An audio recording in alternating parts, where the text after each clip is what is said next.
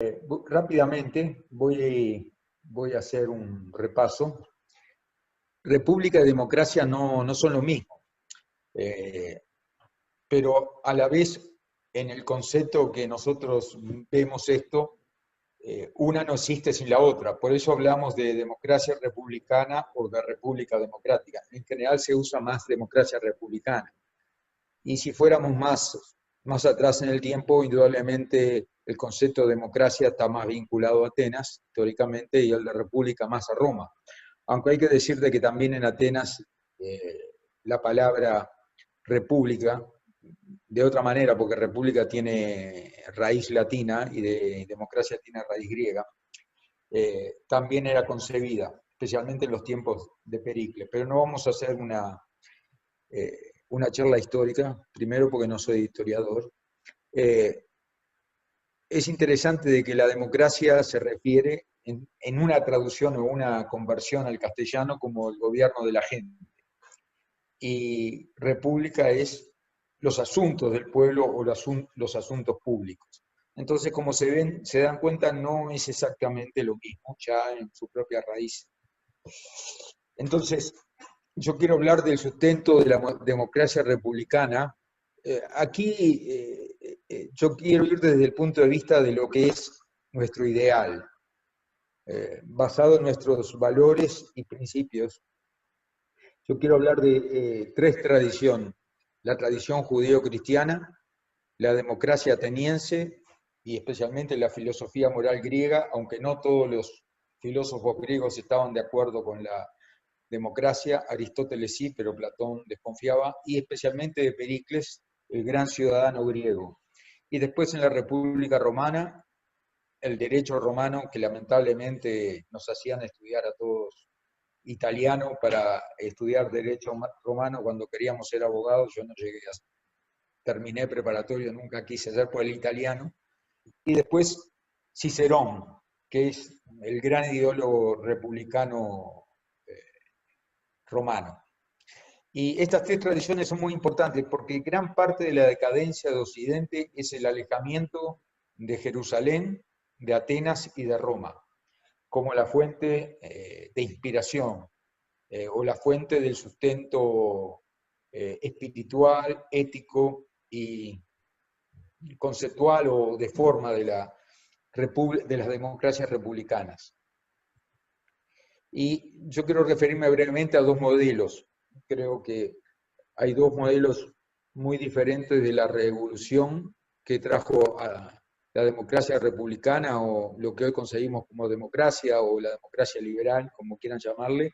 Uno es la Revolución de Estados Unidos, del 4 de julio de 1776, y otro es la Revolución Francesa, del 14 de julio de 1789. No quiero entrar mucho en profundo esto, pero la Revolución de Estados Unidos trajo, primero, estaba sustentada no en un espíritu antirreligioso, aunque gran parte de los padres fundadores de Estados Unidos no pertenecían a una religión revelada, muchos de ellos eran deístas, pero sin embargo eran gentes que tenían una creencia en un ser superior, no eran antirreligiosos y básicamente tenían una visión limitada del poder del Estado sobre los individuos. La Revolución Francesa, por el contrario, fue una revolución violenta, antirreligiosa, que desarrolló el jacobinismo, en el cual se desarrolló el jacobinismo con el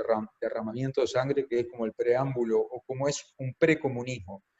En realidad los jacobinos son el antecedente del comunismo, y que no terminó en una democracia, sino que terminó en una dictadura, en un imperio, en un emperador que fue Napoleón. Y yo quiero referirme más al modelo de la república, porque en realidad Estados Unidos, cuando se independizó y se constituyó un gobierno, no constituyeron una democracia, constituyeron una república, que en sí misma concebía obviamente todas las libertades y la posibilidad de que los ciudadanos eligieran, con las limitaciones obviamente que todos sabemos, ¿no? que existieron en un principio en lo que era la libertad de voto, de quienes tenían el derecho al voto. Pero como concepto, la república es el gobierno de la conciencia y las virtudes. Eso está muy claro en muchos de los textos de los padres fundadores y también mismo en la literatura que era, o digamos, las raíces mismas de todo lo que es el movimiento prerevolucionario en Estados Unidos. Después es el gobierno de las leyes sobre la veleidad de los hombres. Sigo usando hombre porque era un concepto, digamos, la manera que se expresaba claramente antes. La palabra veleidad fue usada por Artigas aquí, pero que tiene una raíz en la propia Revolución Norteamericana, es de que la veleidad de los hombres debe ser sujetada a la Constitución y las leyes. Yo creo que muchos pueden acordarse de James Madison cuando en el Federalista escribió: si los hombres fueran ángeles, no sería necesario un Estado. Y bueno, obviamente, si los hombres fuéramos, para aquellos que son religiosos, el templo de Dios o perfecto como nuestro Padre Celestial, no necesitaríamos alguien que nos estuviera buscando para cuando nos escapamos de nuestra casa por el coronavirus y no tenemos que irnos, nos estuviera buscando. Aunque no estoy de acuerdo con eso, claro de ya. Y es también la sujeción de todos los ciudadanos a la igualdad ante la ley, y son los deberes, los derechos y deberes compartidos, desde arriba hacia abajo. Y junto con este concepto de la república, en el comienzo de la libertad, de la instalación después de la nación norteamericana, viene mucho después, en 1863, en el campo de batalla de Gettysburg, que fue la batalla más sangrienta de toda la guerra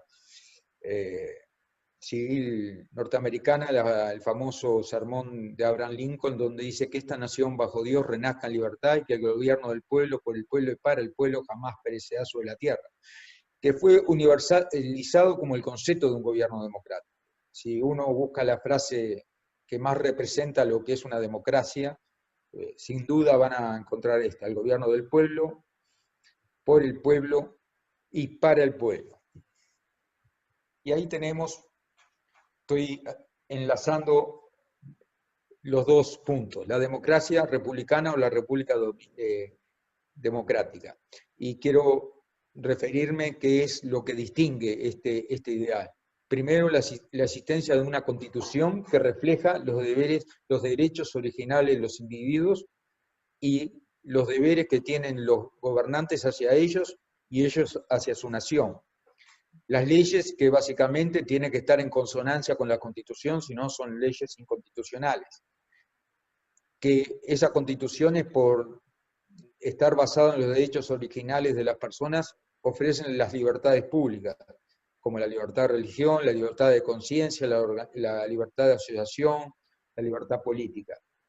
Y la Constitución refleja o dice básicamente en las democracias republicanas que la soberanía reside en la nación. La nación es la voluntad del pueblo, no una voluntad abstracta, sino el ejercicio de las naciones, de los pueblos, de elegir sus gobernantes. La democracia republicana se basa en una estricta separación de los poderes, o sea, hay una compensación, nadie puede tentar todo el poder. Hay un poder ejecutivo, un poder legislativo y un poder judicial que cumplen sus funciones como equilibrios. Y la democracia republicana es democracia representativa. No existe democracia republicana si no es una democracia representativa. Cuando la democracia no es representativa, es básicamente una tiranía o un gobierno autoritario, supuestamente manejado por un dictador que usa y abusa de su poder para llevar o conseguir mediante métodos fraudulentos el apoyo de su pueblo. Y también la democracia republicana contempla el ejercicio de democracia directa, como plebiscitos y referendos.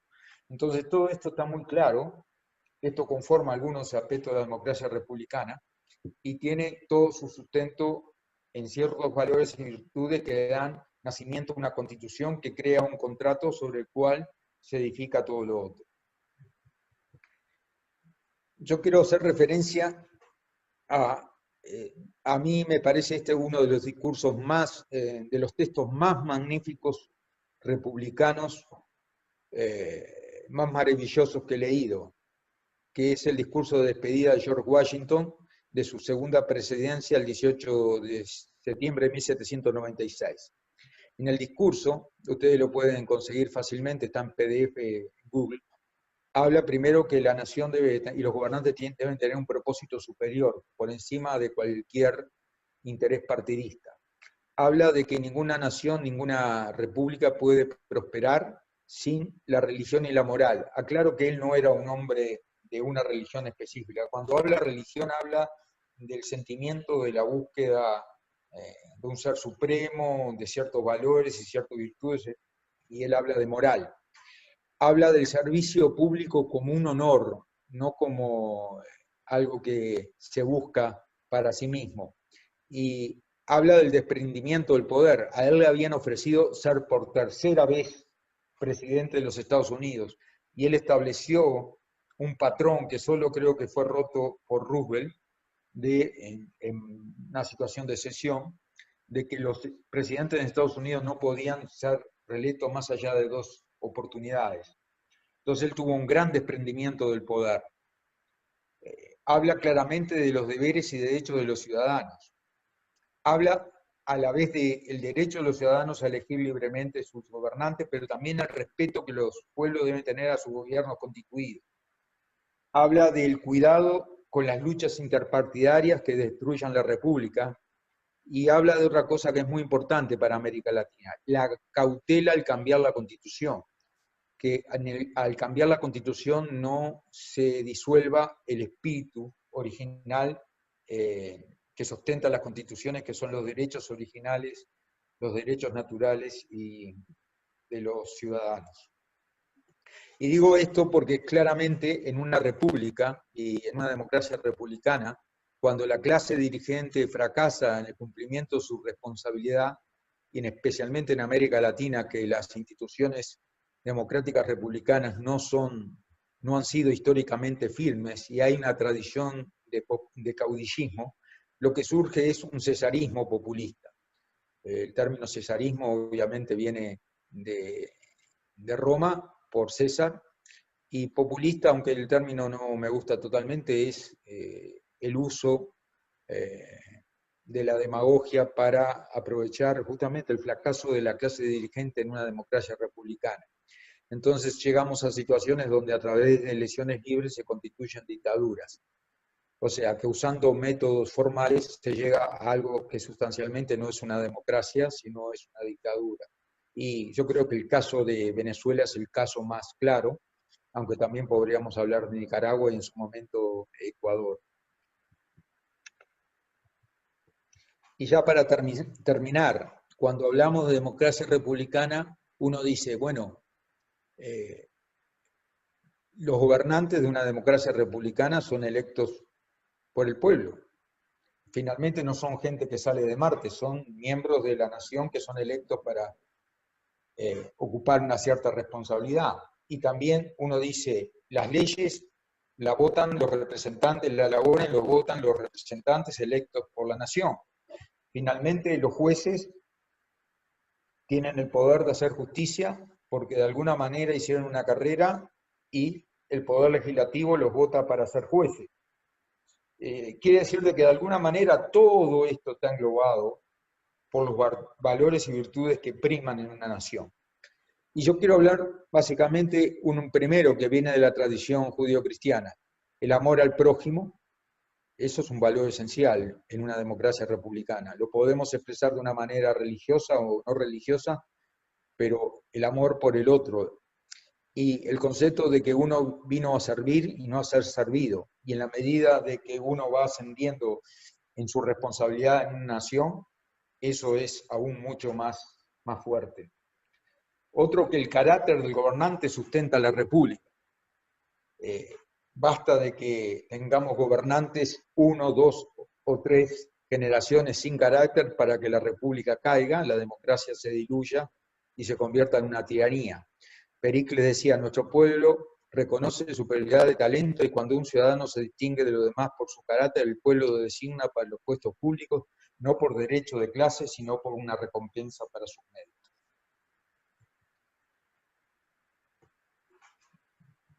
Y también el concepto que hay detrás de política, detrás del manejo de los asuntos públicos, porque república podemos verlo como lo vertical y la democracia como lo horizontal. Pero vuelvo a decir lo mismo, todo tiene que estar de alguna manera en el manejo de los asuntos públicos de una nación envuelto en esos valores y virtudes perennes. Y acá en este libro pequeño pero increíble de Immanuel Kant, La paz perpetua de 1795, él dice: la verdadera política no puede dar un paso sin haber previamente rendido homenaje a la moral. Y si tuviéramos que definir con una palabra cuál es la virtud suprema que sustenta a la república y por lo tanto también a la democracia, es el civismo. Civismo se traduce, de su origen latino, se traduce en amor y celo por las instituciones e intereses de la patria y en celo y generosidad al servicio de los demás ciudadanos. O sea, por un lado, servir a la nación y a las instituciones republicanas y democráticas que nos dan libertad y que nos permiten vivir de acuerdo a nuestros derechos, y en el celo y generosidad al servicio de los demás ciudadanos está también nuestra responsabilidad y nuestros deberes. Bueno, creo que lo hice bastante cortito para no aburrirlos y vamos a salir, voy a ir saliendo a compartir.